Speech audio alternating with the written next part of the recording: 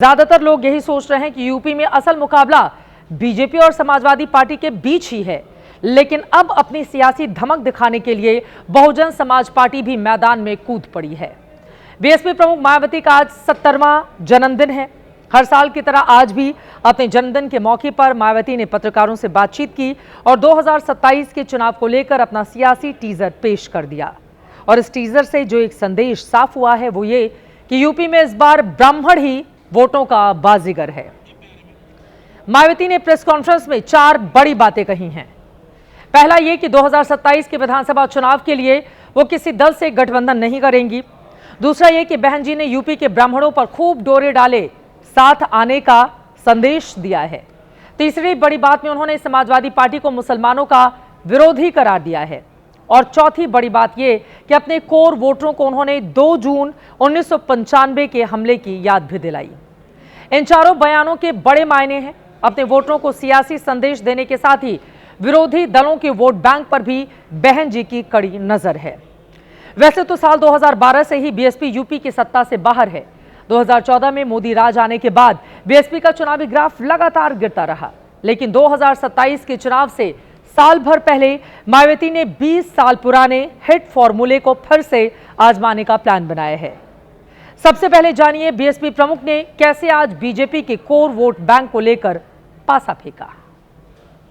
अपने ब्राह्मण समाज की वर्तमान बीजेपी की सरकार में भी हर स्तर पर हो रही उपेक्षा तथा इन पर आए दिन हो रही जुर्म जाति आदि को भी लेकर काफी चिंता व्यक्त की गई है और ये स्वाभाविक भी है। जबकि यूपी में हमारी पार्टी ने पिछले कई हुए विधानसभा चुनाव में टिकट देने व सरकार बनने पर अन्य वर्गों की तरह ब्राह्मण समाज को भी हर स्तर पर उचित भागीदारी दी है। साथ ही इनके ऊपर किसी भी प्रकार से कोई भी अन्याय अत्याचार आदि नहीं होने दिया है, जिसे ध्यान में रखकर अब यहाँ ब्राह्मण समाज को भी कांग्रेस, बीजेपी व सपा आदि इन पार्टियों के किसी भी बहकावे में नहीं आना चाहिए। इनके साथ साथ क्षत्रिय व वैश्य समाज आदि के भी हित व कल्याण का तथा इनकी सुरक्षा आदि का भी हर मामले में पूरा ध्यान रखा गया है और आगे भी रखा जाएगा। बहन जी का बयान आपने सुन लिया। आपने इस बयान के जरिए ब्राह्मण कार्ड खेला है। उसके 2 हिस्से हैं। पहला तो ये कि उन्होंने कथित तौर पर बीजेपी से नाराज चल रहे ब्राह्मणों को उकसाया है। दूसरा ये कि ब्राह्मणों के साथ ही राजपूत और वैश्य वोटरों को लुभाने की कोशिश की है। ब्राह्मण, राजपूत, वैश्य ये तीनों यूपी में बीजेपी के कोर वोटर हैं। लोकसभा और विधानसभा चुनाव में इनका मास वोट भारतीय जनता पार्टी को मिलता है। अब बीएसपी की रणनीति में यह बहुत बड़ा बदलाव भी है, क्योंकि आप याद करें 90 के दशक को, जब यही बीएसपी इन 3 जातियों के लिए कौन से नारे दिया करती थी, याद दिला देते हैं। तिलक, तराजू और तलवार, इनको मारो जूते 4। साल 1989 में यह नारा तब के बीएसपी प्रमुख कांशीराम ने गढ़ा था। सालों तक इसी नारे के आसपास बीएसपी की राजनीति चली। बाद में मायावती ने सुविधा के हिसाब से नारों की सियासत की और फिर 2007 में उन्होंने ब्राह्मणों का साथ लेकर ही सत्ता हासिल की। नारा दिया, हाथी नहीं गणेश है, ब्रह्मा विष्णु महेश हैं। ब्राह्मण शंख बजाएगा, हाथी बढ़ता जाएगा। अब राजनीतिक रूप से वनवास झेल रही बहन जी फिर से 2007 वाले पुराने ट्रैक पर बीएसपी को लेकर जाना चाहती हैं।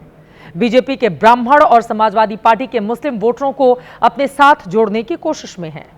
मायावती की ब्राह्मणवादी पॉलिटिक्स पर बीजेपी और समाजवादी पार्टी का एक सुर में उनकी ओर से हमला किया गया है। आपको जरूर सुनना चाहिए। बीजेपी का तो सीधा सा है कि सबका साथ, सबका विकास, सबका विश्वास, सबका प्रयास। उसमें वाल्मीकि जैसे ब्राह्मण तक, एससी से लेके ओबीसी होते हुए फॉरवर्ड तक सबका ही सम्मान है।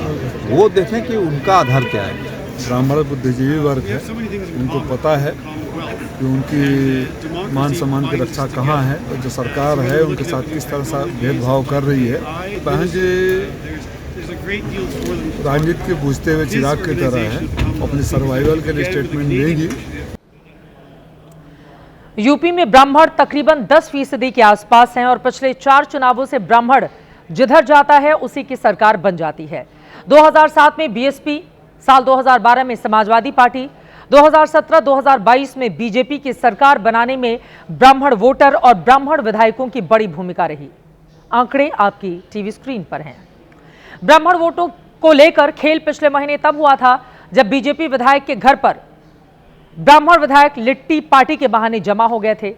बाद में बीजेपी के प्रदेश अध्यक्ष ने इस बैठक को लेकर अपनी नाराजगी जताई, जिसके बाद समाजवादी पार्टी ने भी डोरे डालने शुरू किए थे। अब मायावती ने अपने जन्मदिन के मौके पर ब्राह्मणों से वायदा किया है, सरकार बनी तो मान सम्मान पूरा देंगे। मायावती की नजर बीजेपी के ब्राह्मण वोटरों पर तो है ही, लगे हाथों आज उन्होंने अखिलेश की पीडीए पॉलिटिक्स में भी सेंध लगाने की मुहिम शुरू कर दी है। अखिलेश की रणनीति पर वार करने वाली मायावती कौन सा अहम बयान आज उनकी ओर से दिया गया है ताकि सपा में भी सेंधमारी की जा सके, सुनिए।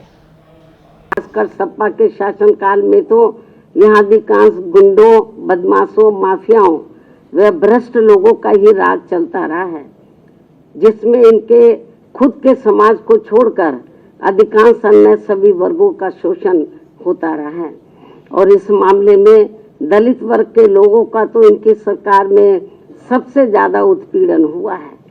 जब गठबंधन की सरकार थी तो सपा से अलग होने पर दिनांक 2 जून सन 1995 को यूपी के लखनऊ सरकारी गेस्ट हाउस में मेरे ठहरने के दौरान वहां सरकारी मशीनरी की मदद से सपा के कई हजार गुंडों व बदमाशों आदि ने, जो उस दिन मेरे ऊपर जानलेवा हमला करने का पूरा प्रयास किया है, ये सब भी किसी से छिपा नहीं है।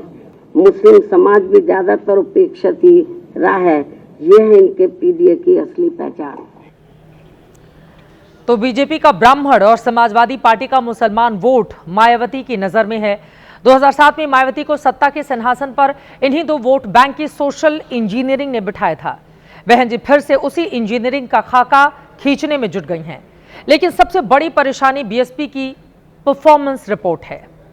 पिछले 4 विधानसभा चुनावों का वोट शेयर आप देखिए।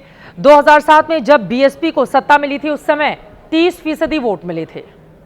2012 में जब पार्टी में विपक्ष में जब वो गई तो 26% वोट शेयर था। 2017 में गिरकर बीएसपी 22% पर पहुंच गई और 2022 में तो पूछिए मत, इतना बुरा परफॉर्मेंस 13% पर वोट शेयर आकर रुक गया।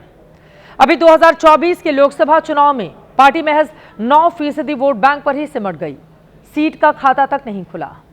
अब जरा गठबंधन की तरफ चलिए। मायावती ने कहा है कि वो फिलहाल किसी से गठबंधन नहीं करेंगी क्योंकि उनका वोट तो साथी दलों को मिलता है, लेकिन साथी दलों का वोट उनके साथ शिफ्ट नहीं हो पाता। बीएसपी यूपी में हर दल के साथ गठबंधन कर चुकी है, लेकिन बहन जी का मानना है कि उनका फायदा तो चुनाव में साथी दल ही उठा लेते हैं, जबकि उनके उम्मीदवार को साथी दलों का कोई फायदा नहीं मिल पाता।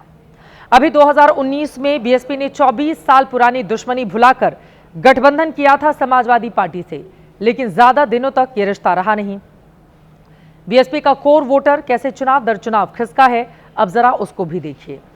जाटव वोट 2007 में 85% मायावती को वोट करता था, 2012 में 62% हुआ, 2017 में 87% बीएसपी को मिला, लेकिन 2022 में 65% ही रह गया। यहां पर हम आपको दिखा रहे हैं अलग अलग जाटव वोट की परफॉर्मेंस। अन्य दलित जातियों का वोट 2007 में 55%, 2012 में 48%, 2017 में 44% और 2022 में 27% हो गया।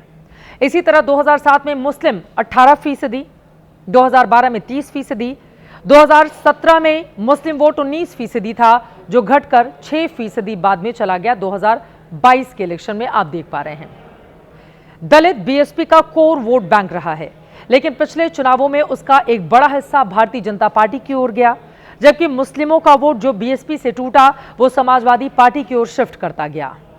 यूपी में मायावती के लिए आजाद समाज पार्टी के चंद्रशेखर भी इन दिनों बड़ी चुनौती बनते जा रहे हैं। मायावती ने आज प्रेस कॉन्फ्रेंस में 2 जून की तारीख का भी जिक्र किया। असल में 2 जून 1995 को ही लखनऊ का चर्चित गेस्ट हाउस कांड हुआ था। जैसा कि दर्शकों को मैं जनहित में राजनीति की खबर के अंदर खबर से रूबरू कराती हूं, तो आज मैं गेस्ट हाउस कांड के बारे में भी आपको जानकारी दे देती हूं। 1993 में बीएसपी के समर्थन से मुलायम सिंह यादव मुख्यमंत्री बने थे उत्तर प्रदेश के। 2 जून 1995 को मायावती ने सरकार से समर्थन वापस लिया।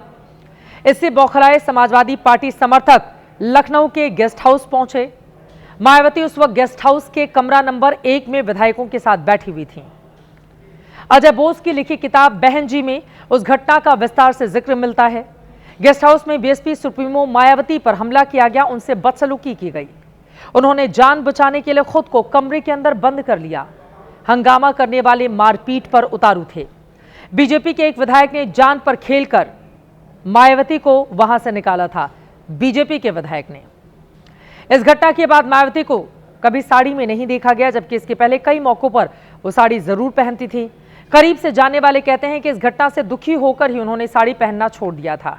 वैसे सच ये भी है कि मायावती गेस्ट हाउस कांड का जिक्र कर रही हैं, लेकिन 2019 में उसी समाजवादी पार्टी के साथ वो गई थीं और दोनों पार्टी के कार्यकर्ताओं की ओर से बुआ और बबुआ के नारे जबरदस्त तरीके से लगाए गए थे। लेकिन चुनाव है, समय के साथ अपना चरित्र बदल लेता है।